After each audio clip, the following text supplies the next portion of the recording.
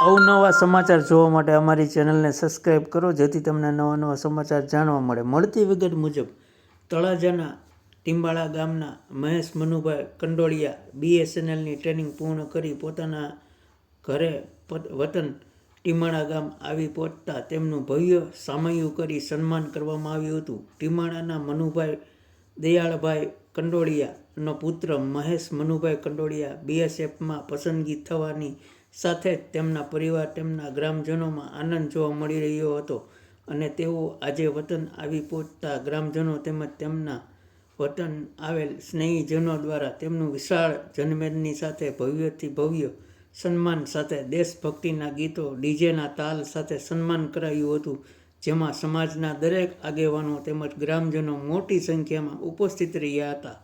Reporter Babubhai વાઢેળ, Jafrabad.